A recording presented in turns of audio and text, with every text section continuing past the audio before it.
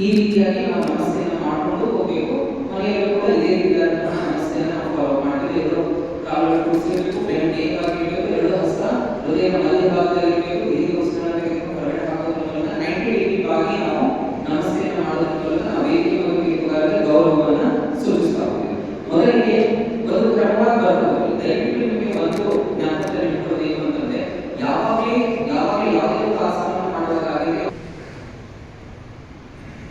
ಆಸನ ಅವೆಲ್ಲ ಏನು ಆಯ್ಕೆಗಳನ್ನು ಮಾಡ್ಕೊಳ್ಳೋದ್ರಿಂದ ನಿಮ್ಮ ಆಯ್ಕೆಗೆ ಬಿಟ್ಟಿರುತ್ತೆ. ದೀರ್ಘಕಾಲಕ್ಕಾಗಲಿ 5 ಜೊತೆಯಾಗಲಿ ಯಾವುದೇ ಆಸನವನ್ನ ಗುರುತಿಸಿ ಇದೇ ಆಸನವನ್ನ ಮಾಡಿ ಅಂತ ನಿಮಗೆ ತಿಳಿಸೋದಿಲ್ಲ. ನೀವು ನೋಡ್ತಾ ಇರ್ಬೋದು, ಯಾರು ಹೊಸದಾಗಿಲ್ಲ ಆಲ್ರೆಡಿ ಯೋಗ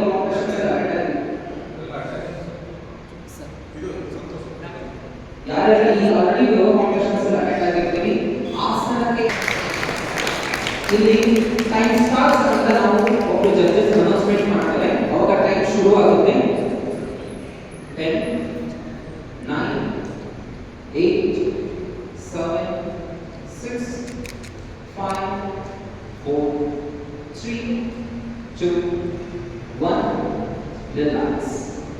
ಯಾವಾಗ ರಿಲ್ಯಾಕ್ಸ್ ಅಂತ ಹೇಳಲಾಗುತ್ತೆ ಅವಾಗ ನಿಮ್ಮ ಆಸನದಿಂದ ಹೇಗೆ ಆಸನಕ್ಕೆ ನೀವು ಹೋಗಿರ್ತೀರೋ ಅದೇ ಒಂದು ದಾರಿ ಒಳಗಡೆ ನೀವು ಆಸನದಿಂದ ಹೊರಗಡೆ ಬರಬೇಕಾಗುತ್ತೆ. ಪ್ರತಿ ಆಸನವನ್ನು ಮಾಡಿದ ಮೇಲೆ ಯಾವಾಗ ಉಸಿರಾಟದ ಸಮಸ್ಯೆ ಆಗಿರಲಿ ಅಥವಾ ನಿಮಗೆ ತಲೆಗಿರ್ತಾ ಇದೆ ಜಸ್ಟ್ ಹ್ಯಾಂಡ್ ರೈಸ್ ಮಾಡಿ ನನಗೆ ಸ್ವಲ್ಪ ರಿಲ್ಯಾಕ್ಸ್ ಬೇಕು ಅಂತ ನೀವು ಕೇಳಬೇಕು. ನಾವು ಸಫಿಷಿಯಂಟ್ ಆದಂತಹ ರಿಲ್ಯಾಕ್ಸೇಷನ್ ಕೊಟ್ಟಿರ್ತೇವೆ. ಆದರೂ ಸಹ ಯಾವಾಗಲೂ ದೇಹದಲ್ಲಿ ವ್ಯತ್ಯಾಸ ಆಗ್ತಾ ಇದೆ ಅಂತಂದ್ರೆ ದಯವಿಟ್ಟು ಮುಂಚಿತವಾಗಲೇ ಇನ್ಫಾರ್ಮ್ ಮಾಡಿ ಮುಂದಿನ ಆಸನಕ್ಕೆ ಹೋಗೋಕ್ಕಿಂತ ಮುಂಚೆ ದೇಹವನ್ನೇ ಆಗಿರಲಿ ಅಥವಾ ಉಸಿರಾಟವನ್ನೇ ಆಗಿರಲಿ ಯಾವುದೇ ಕಾರಣಕ್ಕೂ ಒತ್ತಡವನ್ನು ತೆಗೆದುಕೊಳ್ಳಬಾರದು. ಕಂಪ್ಲೀಟ್ ಸೆಕೆಂಡ್ ಆಸನ ಬ್ಯಾಕ್ ಬೆಂಡಿಂಗ್ ಆಸನ. ಆರಾಮಾಗಿದ್ದೀವಿ, ಹೋಗೋದು ಸೆಕೆಂಡ್ ಆಸನಕ್ಕೆ. ನೆಕ್ಸ್ಟ್ ಆಸನ. ಪ್ರತಿ ಆಸನದಲ್ಲೂ ಕೂಡ ಅದರದೇ ಆದಂತಹ ಕೀ ಪಾಯಿಂಟ್ಸ್ಗಳಿರುತ್ತೆ. ಪಶ್ಚಿಮೋತ್ತಾನಾಸನವನ್ನು ಮಾಡಿದಾಗ ಎಷ್ಟು ಮುಂದೆ ಬಾಗಿರುತ್ತೆ, ಎಷ್ಟು ನಿಮ್ಮ ಮೂಗು ಅಥವಾ ಗದ್ದಲ ಭಾಗ ಮೊಣಕಾಲಿಗೆ ಸ್ಪರ್ಶವಾಗಿರುತ್ತೆ, ಎಷ್ಟು ನಿಮ್ಮ ತೊಡೆಯ ಭಾಗ ನೆಲಕ್ಕೆ ಸ್ಪರ್ಶವಾಗಿರುತ್ತೆ, ಎಷ್ಟು ನಿಮ್ಮ ಕೈಗಳು ಮೊಣಕೈಗಳು ನೆಲಕ್ಕೆ ಸ್ಪರ್ಶವಾಗಿರುತ್ತೆ ಅನ್ನೋದ್ರ ಮೂಲಕ ಜೊತೆಗೆ ನಿಮಗೆ ಅಂಕವನ್ನ ನೀಡ್ತಾ ಹೋಗ್ತಾರೆ.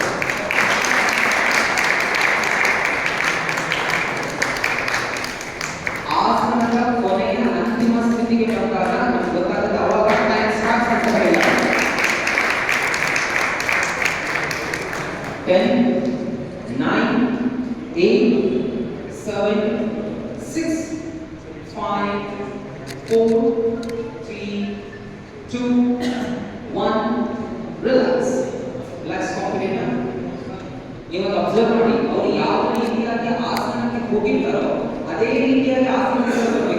ಚಕ್ರಾಸನವನ್ನ ನಿಂತು ಮಾಡಿರ್ತಾರೆ, ಎದ್ದು ಬರುವಾಗ ಬರಕ್ಕಾಗಲ್ಲ ಅಥವಾ ಮಲ್ಕೊಂಡು ಬಂದು ಅಂತಂದ ಅಲ್ಲಿವರೆಗೂ ಒಂದು ಮಾಡಿಸ್ತಾರೆ. ಇದನ್ನ ಜಡ್ಜಸ್ ರೀಟ್ ಮಾಡ್ತಾರೆ, ಜಸ್ಟ್ ನೀವು ನಾನು ಇನ್ಫಾರ್ಮ್ ಮಾಡ್ತಾರೆ.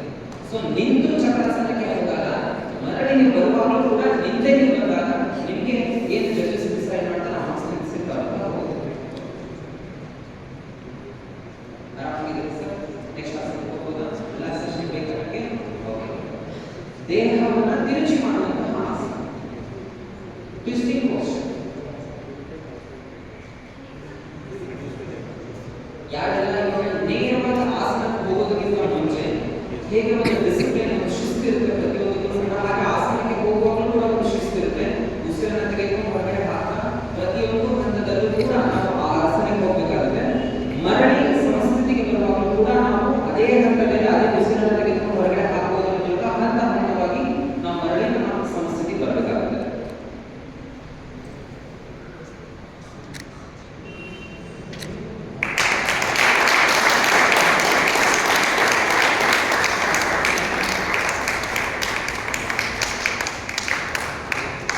ಈ ಆಸನದಲ್ಲಿ ಒಂದು ಜ್ಞಾಪಕ ಹೇಗೆ ಅಂತಂದ್ರೆ, ಯಾವಾಗ ನಮ್ಮ ಹೊಟ್ಟೆ ಭಾಗ ಅಂದ್ರೆ ನಾಭಿಯ ಭಾಗ ಟ್ವಿಸ್ಟ್ ಆಗಿರುತ್ತೆ ಅದನ್ನ ನಾವು ಟ್ವಿಸ್ಟಿಂಗ್ ಪೋಸ್ಚರ್ ಅಂತ ಕನ್ಸಿಡರ್ ಮಾಡ್ತೀವಿ. ದೇಹ ಟ್ವಿಸ್ಟ್ ಆಗಲ್ಲ, ಹೊಟ್ಟೆಯ ಭಾಗದ ನಾಭಿಯಲ್ಲಿ ಟ್ವಿಸ್ಟ್ ಆಗಿರಬೇಕು. Time starts 10 9 9 8. ಈಗ ನಾನು 8 ಅಂತ ಆಗಿರುತ್ತೆ ಅಂದ್ರೆ 3 ಸೆಕೆಂಡ್ ಆದಾಗ ಬಿಟ್ರು ಅಂತಂದ್ರೆ ಅದನ್ನ ನಾವು ಸೆಕೆಂಡ್ ಚಾನ್ಸ್ ಅಂತ ಕನ್ಸಿಡರ್ ಮಾಡಲ್ಲ. ಯಾವಾಗ 7 ಸೆಕೆಂಡ್ ಸಂಪೂರ್ಣವಾಗಿ ಆಗುತ್ತಾ ಅವಾಗ ರಿಲ್ಯಾಕ್ಸ್ ಕಾಂಪಿಟೇಟರ್ ನೋಡಿ. ಆಸನಕ್ಕೆ ಹೇಗೆ ಹೋಗಿದ್ವೋ ಅದೇ ರೀತಿಯಾಗಿ ಬರಬೇಕು. ಹೋಗುವಾಗ ಡಿಫಿಕಲ್ಟಿ ಆಗಿ ಹೋಗಿ ಬರುವಾಗ ಅತಿ ಈಸಿಯಾಗಿ ಬಂದ್ಬಿಟ್ರೆ ಮಾಸ್ ಕಮ್ಮಿ ಆಗುತ್ತೆ.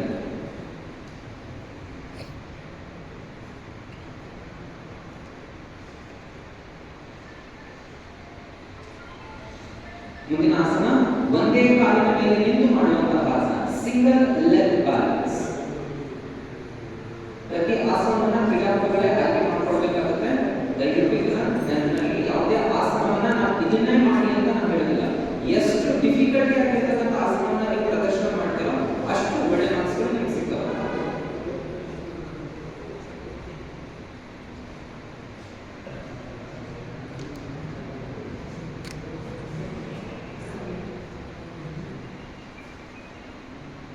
ಈಗ ಅವರು ಟೈಮ್ ಸ್ಟಾರ್ಟ್ ಆಗಿಲ್ಲ, ಮತ್ತೆ ನಿಂತ್ಕೊಂಡಿರೋರಿಗೆ ಒಂದು ಕಾಲನ್ನು ಮೇಲೆ ಎತ್ತಿ ಕೆಳಗಡೆ ಬಿಟ್ಟರು. ಅದನ್ನ ನಾವು ಸೆಕೆಂಡ್ ಚಾನ್ಸ್ ಅಂತ ಕನ್ಸಿಡರ್ ಮಾಡೋಣ.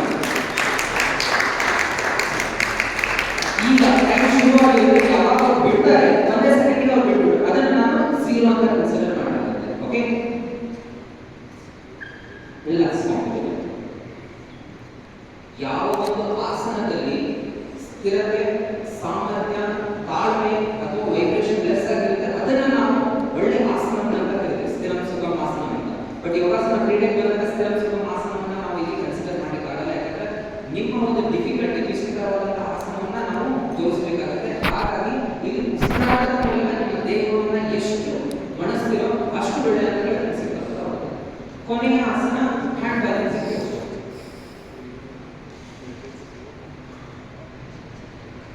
ಸಿಂಗಲ್ ಲೆಗ್ ಬ್ಯಾಲೆನ್ಸ್ ಅಲ್ಲಿ ಒಂದೇ ಜ್ಞಾಪಕದಲ್ಲಿ ನಿಮ್ಮ ದೇಹದ ಒಂದೇ ಒಂದು ಕಾಲು ಮಾತ್ರ ಭೂಮಿಗೆ ಸ್ಪರ್ಶವಾಗಿರಬೇಕು.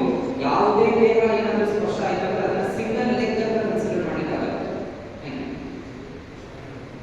Hand balancing posture. Hand balancing posture ಅಲ್ಲಿ ಸುಮಾರು ವಿಧಗಳು ಬರ್ತಾ ಹೋಗುತ್ತೆ.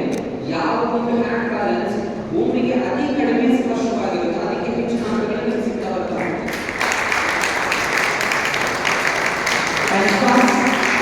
10, 9, 8, 7, 6, 5, 4, 3, 2, 1, ರಿಲ್ಯಾಕ್ಸ್. ಅವ್ರು ಹೇಗೆ ಆಸನಕ್ಕೆ ಹೋಗಿದ್ರು ಅದೇ ರೀತಿಯಾಗಿ ಆಸನದಿಂದ ಹೊರಗಡೆ ಬಂದಾಗ ಅವ್ರಿಗೆ ಪೂರ್ಣ ಪ್ರಮಾಣದ ಅಂಕಗಳು ಸಿಗ್ತಾ ಬರ್ತಾ ಹೋಗುತ್ತೆ. ರಿಲ್ಯಾಕ್ಸ್ ಮಾಡಿ, relax, relax. Shashankasana. Sir, Shashankasana ಪ್ರತಿಯೊಂದು ಆಸನ ಆದ ತಕ್ಷಣ ಮುಂದಿನ ಆಸನಕ್ಕೆ ಹೋಗುವಾಗ ತುಂಬಾ ಫಾಸ್ಟ್ ಆಗಿ ಹೋಗಬೇಡಿ, ಆರಾಮಾಗಿ ಮಾಡಿ. ನಿಮಗೆ ಆರೋಗ್ಯ ಸಮಸ್ಯೆ ಏನಾದರೂ ಇತ್ತು ಅಂತಂದ್ರೆ ಮುಂಚಿತವಾಗಿಯೇ ನಾವು ತಿಳಿಸಿದ್ರೆ ದಯವಿಟ್ಟು ಅದ್ರ ಬಗ್ಗೆ ನಾವು ಕಾಳಜಿ ವಹಿಸಬೇಕಾಗುತ್ತೆ.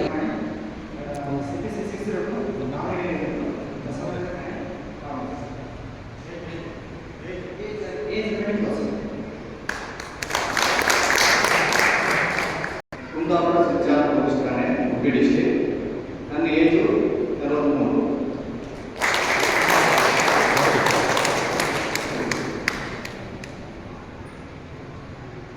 ನಮಸ್ತೆ ಸರ್, ನನ್ನ ಹೆಸರು DHC ಡಾಕ್ಟರ್ ಶಿವಮೊಗ್ಗ. ಏಜ್ ಬಂದು 40 ಇಯರ್ಸ್.